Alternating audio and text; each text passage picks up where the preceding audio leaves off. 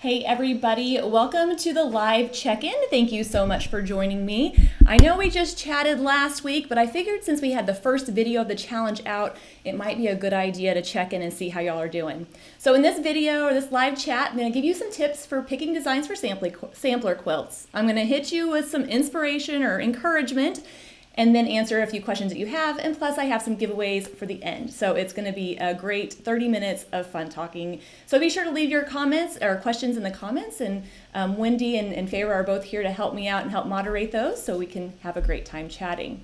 Okay, so first though, let's talk about this week's challenge. We did the 9-patch quilt blocks, and we saw some different designs, some different variations, and so I hope you're doing well with that. I will say that from looking on the Facebook page, there's been a little bit of discouragement, so I can't wait to tell you some practical tips to make that go a little bit easier. But since this whole challenge is called Help, How Do I Quilt It?, I want to make sure that I'm giving you those tips and ideas so that you're comfortable picking designs for your quilts. And the number one quilt that I struggle picking designs for is the sampler quilt. And I'm pretty sure I'm not alone in that, because a lot of us struggle with sampler quilts, because every block is usually different. And so by the time you get one block figured out, you gotta think of the next one and on, and that decision fatigue wears in, or that decision fatigue kicks in where you're like, I can't make another decision. And so when I'm looking at sampler quilts, I have a couple of go-to tricks that I like to use, and so that's what I'm gonna share with you. And I will tell you, I do have experience with this, because when I started quilting for customers, I would quilt for whole thimbleberry groups. Does everybody remember thimbleberries? Yeah, so I got very comfortable quilting lots of different blocks. So I put together a little slideshow, a quick little show and tell, so I can give you some of those tips to help you out with that. So first of all, let's look at the sampler quilt that we're working with over here. So this is actually from Build a Quilt. That's the block of the month that I designed in the program that we run online and out of the shop. And I'll tell you a little bit more about that here in a second. But this is a perfect example of a sampler quilt, right? We have different blocks. There is a cohesive theme in the fabric and the placement, but all those different blocks makes it a little tricky. So when I'm looking at a sampler quilt, the very first thing that I do is determine what the background area is going to be. Once I decide that, I can say, you know what, I'm going to do this design, let's say swirls, in that background area and be done. So what that does, that takes about half of the quilt off of my plate right off the bat. So looking at this example, that white background is going to be the background fabric. And I could say, you know, I'm going to do a design in all of that. However, it doesn't have to always be the same fabric. If I'm looking at this quilt and I think, you know what, I really want to determine that everything that's not a block is the background. So even those strips, those gray and teal and purple strips, I can just quilt those with swirls all over. And so by kind of breaking it into those manageable chunks, it makes it a little bit easier. And so that's the first go-to. Now, most quilts have a background. If it doesn't, like I said, you can kind of create that. And I got another example of a sampler quilt. Again, this is from this year's Build a Quilt, which is starting soon.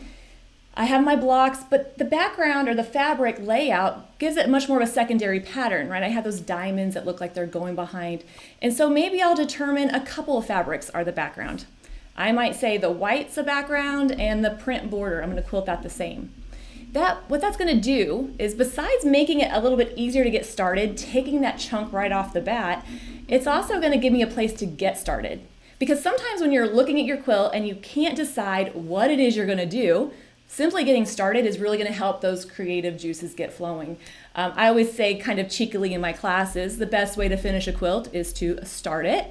And sometimes just picking an area and quilting a design all over will make that easier. So once you're looking at your quilt and you're like, okay, I'm going to determine that this is the background and I'm going to quilt one design over all of it.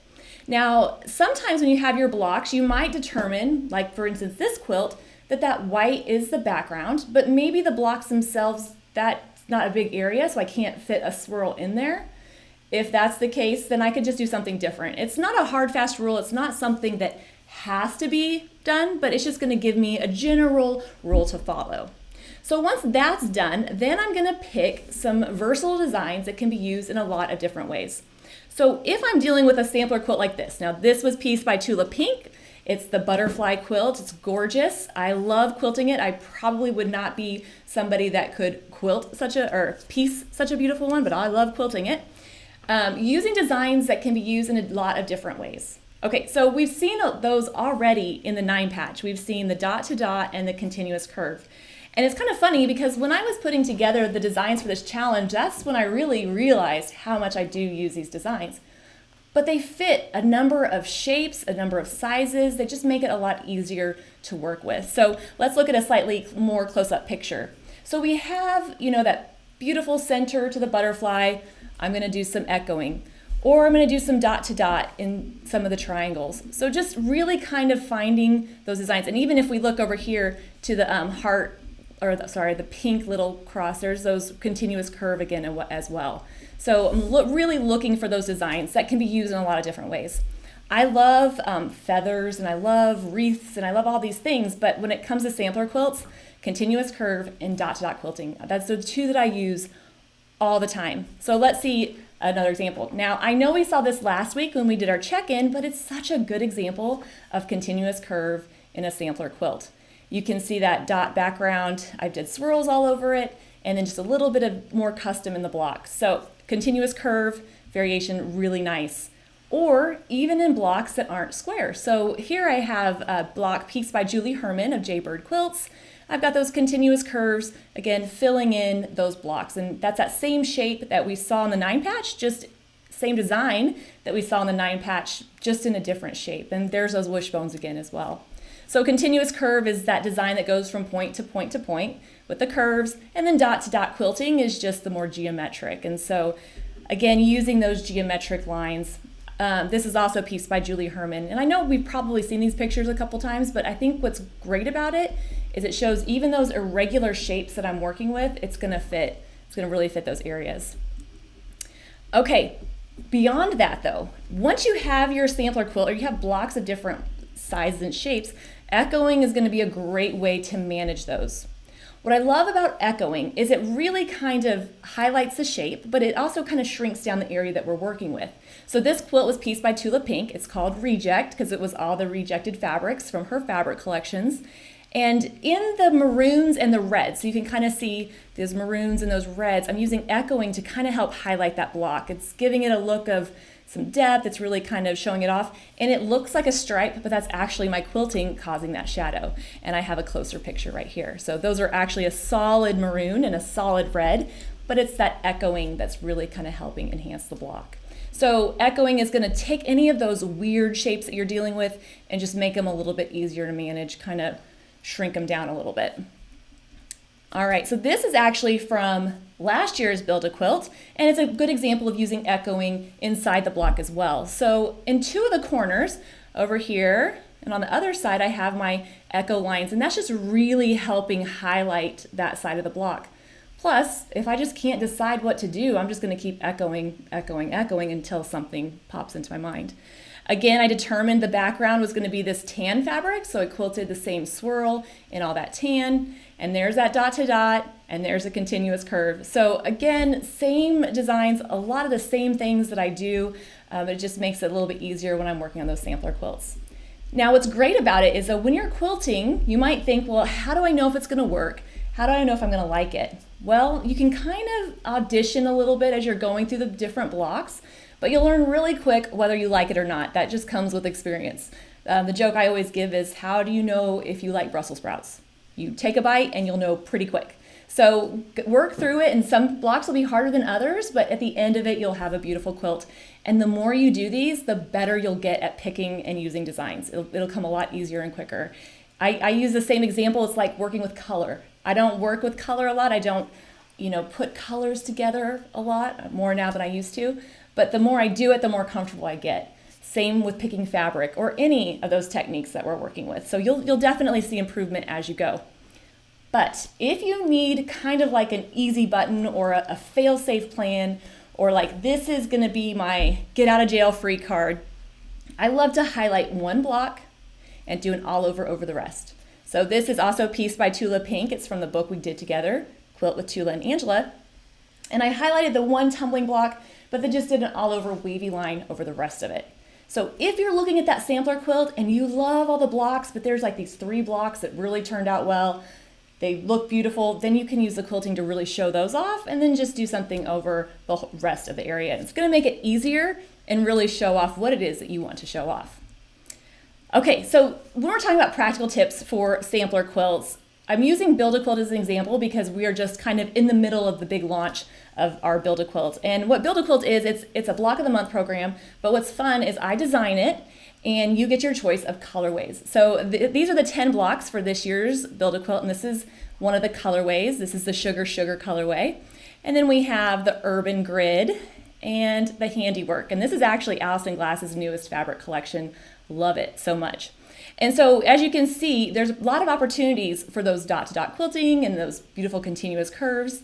But what's great is you not only get to choose your colorway, but you can pick your optional layout. So here's one of the optional layouts for the blocks. So knowing what we know about sampler quilts, you can imagine that I would treat all that tan as the background and maybe do some echoing in those braid blocks and then some dot-to-dot quilting on the inside. Now I know it's not quilted now, but sometimes it's great not seeing it quilted because it's hard to imagine something quilted differently when it's already done. So you can kind of see how I would break that down and make it a little bit easier to manage. Now we've already seen this, but this is also one of the other optional layouts for the Build-A-Quilt. And of course we saw this one as well. So the 3 different layouts. It's a pretty fun program. So if you want to join or get interested in that, there's a link to that in the description box below. Registration is only open once a year and it's only open for the next couple days. So think about that and see if you want to join. You get a fun little block mailed to you in the quilt block mailed to you in the mail. It's like Happy Mail every day.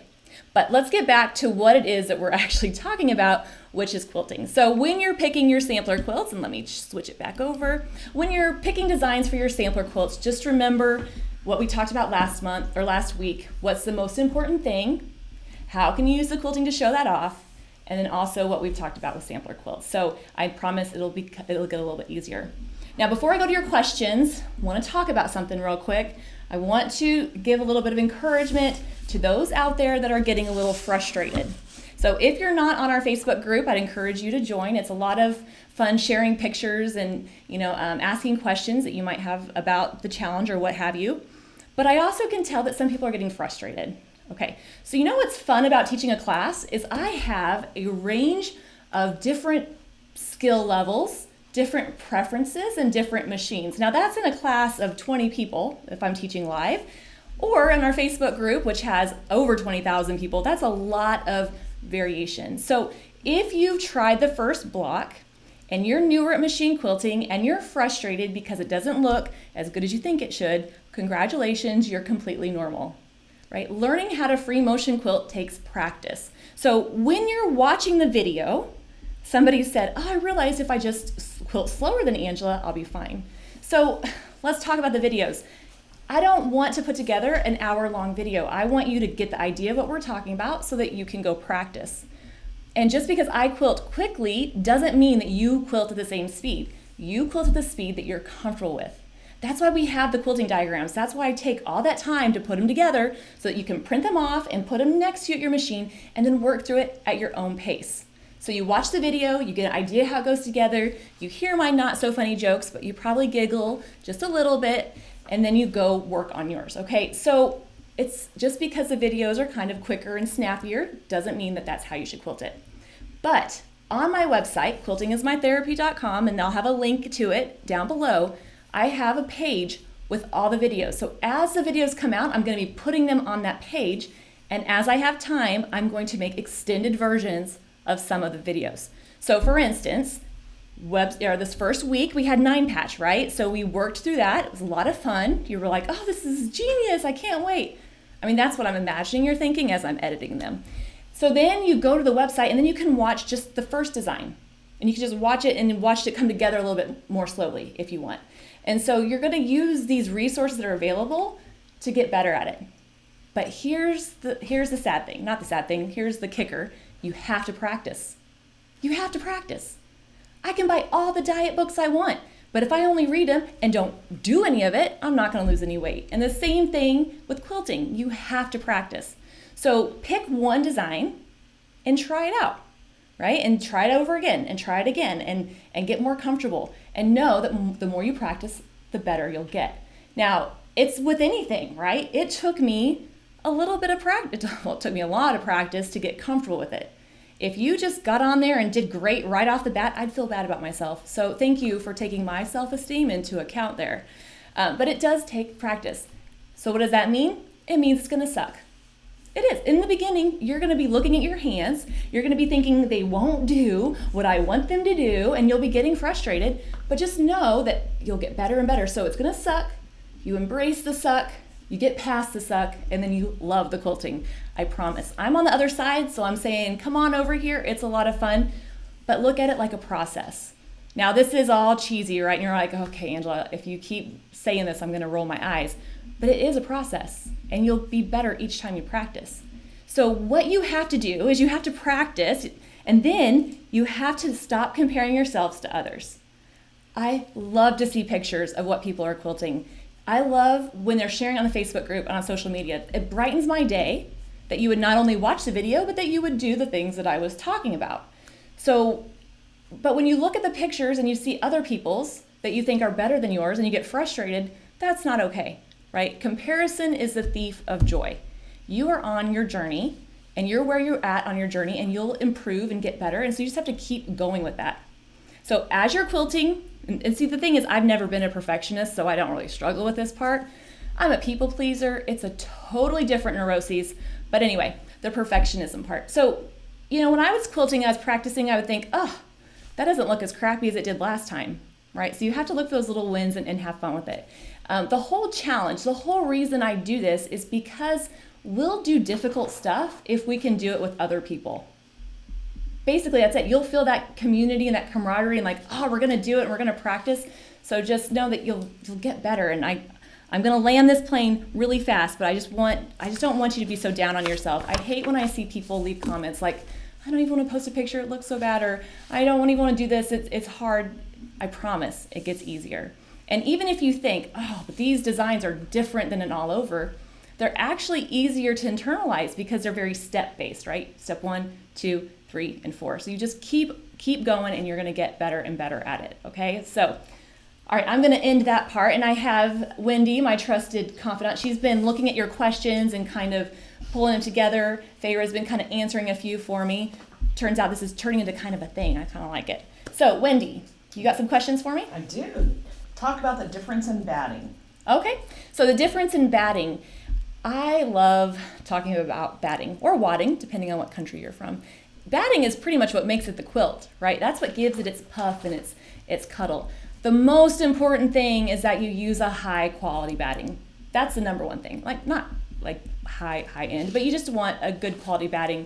Using a cheaper batting will beard over time, and I have quilts at home that have done that. Now, that being said, I prefer Quilter's Dream brand, and I like the polyester batting. I like it because it resists creasing, and that's just what I use. But if I wanted a nice cuddly kind of quilt, I'd go with a natural fiber like cotton or wool or something like that, and that really kind of gives it that little bit more cuddle. So both of them are going to really be a good option. But if you use Hobbs, if you use heirloom, whatever, just make sure it's a quality batting, and it's going to do the trick. Somebody wants to know, are they supposed to quilt in the rows between the blocks on the panel? Yep. Okay, so on the rows in between the blocks. So if you're quilting on the panel, we have our rows of things. By the way, you don't have to have the panel to do that. You can mark out a 9 patch. You can quilt a block you have at home. I want to make sure that everybody that wants to can definitely partake. But the rows in between, I did a ribbon candy design. It can be any sashing design because they're about 2 inches, and we're going to talk about the background space when we get to the stars, because that's where we have that irregular shape. So yes, quilt those strips as we go, and you can do whatever you like in those. Top 3 things that beginners should not do or should forget about.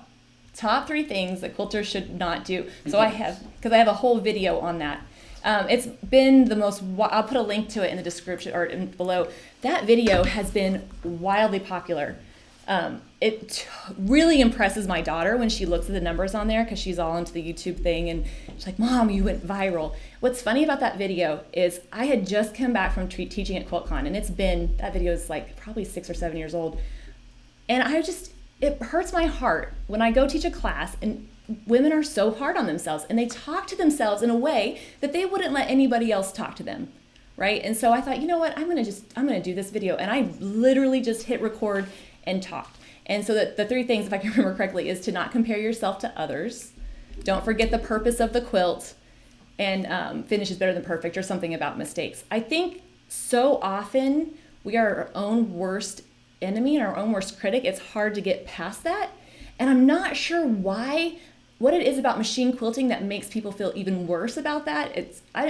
When I go to an applique class, I see people do an applique. I'm not taking the class because I don't applique, but I could imagine, you're like, oh, my stitches will get better. But for some reason, free motion, people are really hard on themselves. So you just have to remember that, remember the purpose of the quilt, finish is better than perfect, and don't compare yourself to others. People are wanting to know, are these designs also for long armors? Yes, so these designs for long armors, in the past, what I've done is I put together a video, and we would see the design, and then I would, show a little bit on the long arm. I did a little differently this time. So I actually have the long arm designs pulled out separate. And so I have them ready to go. I just need to throw them up on the website. So be sure to check the website often, because you'll see the long arm videos come through. The designs, and the only reason I show them on the long arm is because I know that long armors maybe want to see what that movement looks like. Remember that the design goes together the same way. It's just how you maneuver your way through it. That's different per machine, but it's still the same design. So whether I do it, on a long arm or a sewing machine, you should be able to apply it to the machine you have. Tension, their thread is shredding, and then do you have tips about tension with glide? Tension problems. See, that's what gets me about quilting. You finally get up the nerves, you're super excited, you start quilting, and then the thread starts acting up. That is very frustrating. So the problem about tension is there could be 100 small things causing it. It's just figuring out those things, and it feels really discouraging in the beginning. So specifically though, thread shredding. I'd always suggest looking to see where it's shredding at. If it's shredding at the needle, it's probably a wrong size needle. If it's shredding up higher, maybe that thread is getting stuck somewhere. So that could be an indication. And also with tension, sometimes people will say, oh, I have really bad tension. But if you flip it over, you look at the areas that are problem areas, if it's not everywhere, then maybe it's a movement issue. So what I mean is, let's say you're doing leaves, and you're doing your leaves, and always at the point you get this bad tension. Well, it's fine sometimes and not fine the other. It could mean that you're just not moving, smoother. Usually in a class, when I start out, I say we're not even going to talk about tension until the end, because sometimes it works itself out. So there is a little bit of that getting comfortable with the process and knowing, that it's going to smooth out. However, if it's bad all the time, then that probably means it's a tension issue, right? Or it's a needle issue, or it's a threading issue, something like that. And so while I wish I could put together an exhaustive resource, it's hard because it can be a lot of different things. Although I have thought about putting together a flow chart, like if this is a problem, do this, blah, blah, but they all end with have a glass of wine. Like that's the only fix to any of the things. But I don't think that would help, but it would amuse me, and I'm easily amused, so that helps. So when it comes to tension, I'm so sorry. Just know that you're going to work through it. It's going to get better. Can you use glide in a bobbin? You can use glide in a bobbin. So this is a very common question. I think I answered it last week. You can. It's a slicker thread. And so when you're winding it, you just have to wind a little slower and make sure that it's winding correctly. The bobbin is so foundational to the quilting. If your bobbin isn't wound correctly, anything you do on the top is just going to be like adjustments on the top is going to be a mess. So make sure that it's winding smoothly and compactly. Like you want it to be nice and compact, but you can. Now, I use a different one because I use a pre-wound in my bobbin, so that's because I'm lazy about it. I just love the pre-wounds. You don't have to use the same kind of thread in top and bottom. You don't have to use the same weight of thread. You don't even have to use the same color of thread. So you can kind of mix and match. So you kind of have to find where your happy place is with that. Wishbone tips. Wishbone tips. Okay, so you notice in the wishbones, I was kind of putting it in a block, and the reason I love playing with that design is I'm like, when you think of wishbones, you normally think of sashing, and you normally think of like bigger areas. Well, it's a little manageable area. It's only like this big, right? You can't be too nervous about quilting wishbones in an area that small. The number one tip I can give you about wishbones is to keep those angles parallel to each other. So as I'm coming down and looping back, when I come back, I want to keep those the same parallel. It's when they start not going parallel that they start getting off kilter and a little wonky. But you know, that design, and I don't think I said it in the video, whatever I'm putting in that area, it doesn't have to be wishbones. I could have done back and forth lines, I could have done swirls. I was really kind of trying to pick things that I've already done videos on so that if somebody was struggling, they can go back and watch them. And I have, I think, 3 different videos on wishbones. So I have 5 ways to use wishbones on a quilt. I have wishbones and borders and then wishbones. So just check those out. But one thing that helped me, and I just thought of this, if you turn it on the vertical and you're quilting like this, it just looks like cursive L's to me. And once I got that when I was quilting, I was like, well, I already do this. Do it all the time. So think of it that way. Maybe that helps as well. Her stitches are always too close when she's trying to free motion. Suggestions. Stitch length. Yep. Okay, so stitch length is like, worrying about stitch length is like worrying about your handwriting when you're learning to write your letters. Right, so stitch length will even out. It will be more consistent as you get more comfortable with the quilting process, right? So it would be, if I was learning how to write my letters, it'd be like me worried about my cursive when I'm still learning the letters. So the more comfortable you get with quilting, the more those stitches will even out. And I have the best example. So when you go and you write your name, have you noticed you don't think about it anymore? You just do it, and that's just your handwriting. But have you ever noticed when you write your name on a line, it always fits, right? Like sign a check, whatever. You're not thinking about it anymore. You're making those adjustments without even thinking, and that's the same thing with stitch length. So if you notice that you're getting really tiny stitches as you're coming in and out of a point, that could just mean maybe you need to slow down a little bit or do something different, but it will work itself out. Try to move smoothly and move consistently. And I don't know why I'm moving my hands like that, because it's not really making any illustration. It just makes me feel better as I'm talking to you, but it'll work itself out, okay? So I promise. And I know that's not the answer you want to hear, but it will work itself out with practice. What if they have an applique quilt? Ooh, an applique quilt. It depends. Okay, so how do you quilt an applique quilt? Okay, so when I'm looking at the quilt, what's the most important thing? I take into account the applique technique. If that sucker is needle turn, hand applique, little berries, my only job is to not screw that up. Right? I want to highlight that beautiful job they've done, so a lot of echoing. If I have to quilt inside the applique, to be very minimal. But if it's more my kind of applique, the fuse it on, iron it on, quilt it on, whatever, then I feel like I can quilt all sorts of things in there because the technique isn't so much the main thing, it's more of the element of the design. So a lot of echoing with applique. I just echo it and I add some detail as I'm working my way out, and that's how I handle it. Yeah. Where are the downloads at? Okay, so where are the downloads? This has come through a couple times, like where are the downloads? They are on the website. Okay, so you know what? I'm like growing up here. I am learning with you. You're learning machine quilting. I'm learning how to host a successful challenge. Okay, so prior episode downloads, because there's a lot of downloads. When I think about how many free PDFs I've put together, it makes me a little tired. But I'm excited because I think it's important so you can take it and see it. Older downloads are on the website or they're floating out there in the ether. Here's what happened. Right before I started the challenge, I had this great idea. Rena helped me put together a beautiful website.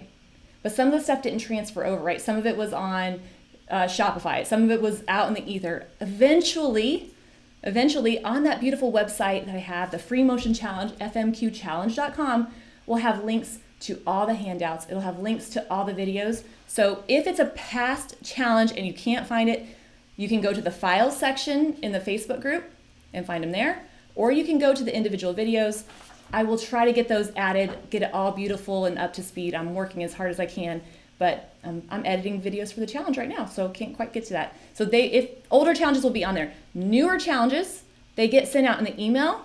There's also a link in the video down below, the description box or the show more, or if you go to the page, right, the Free Motion Challenge page, and it says learn more about this challenge, you click there, and that takes you to the videos, and underneath it says click here for the downloads. So in the past, this is probably way more information that you want to know, but it doesn't matter because I'm already on this train here. In the past, the best way to do it was to have you buy it and email it to you free. But now my shiny new website with all of its glory, I could just put it directly on there so you can click and download. You could always reach out and we can try to help you with that. But that's a long answer to the question. So they're out there. They're out there. That's the short answer. How about one more, Wendy? Lots of Build-A-Quilt questions. What if they don't live here? Do we ship them? How do they get the patterns? How long can they purchase it and begin? And what level do you need to be? Got it. Okay. Ooh, that was good. You got all of them there. So more about the Build-A-Quilt. So Build-A-Quilt, like I said, is our block of the month. And when you go to Quilting as My Therapy, there's a tab. So at the top says Build-A-Quilt, and it has all the information. I have frequently asked questions. I have examples, so it'll tell you all this on that page. However, if you don't live in the area, we will ship it to you. So you pay a one-time fee. I think if you live in the US, it's $69, I'm pretty sure. And then you get the fabric and pattern for 10 blocks.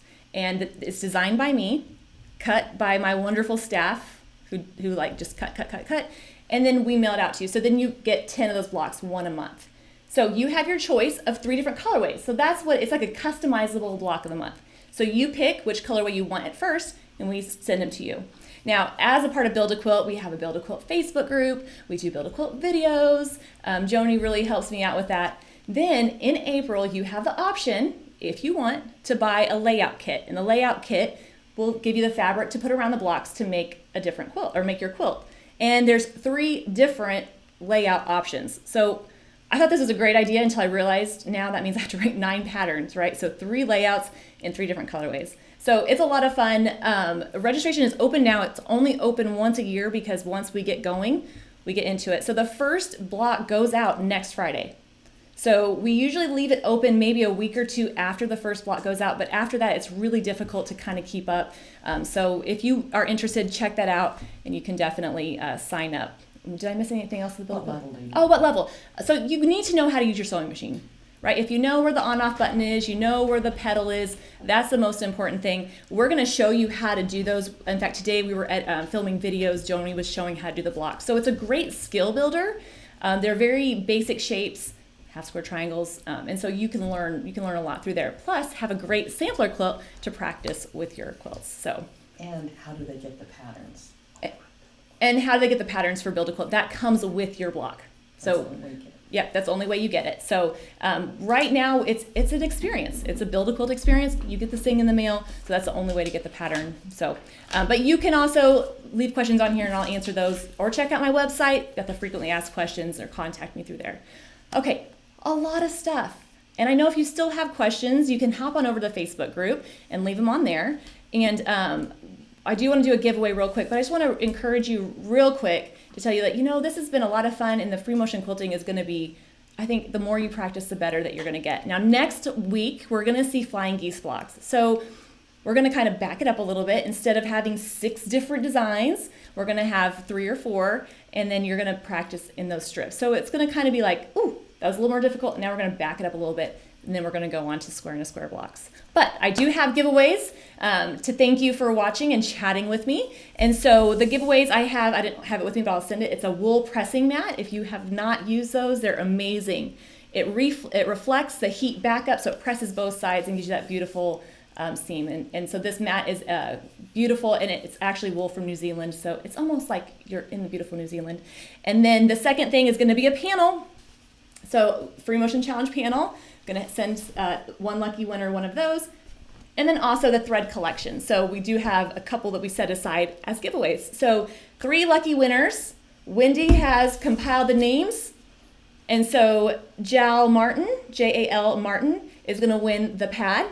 Brenda Merritt wins the panel. And Rhonda Davis wins the thread. So we're going to reach out to you through YouTube and get you your information on that. So thank you so much for joining me. Again, next Monday is the newest video. At any point, you can check out the Facebook group or check out my website. It has a link to all those videos. And thank you so much for quilting along with me. Happy quilting, and I will see you next week.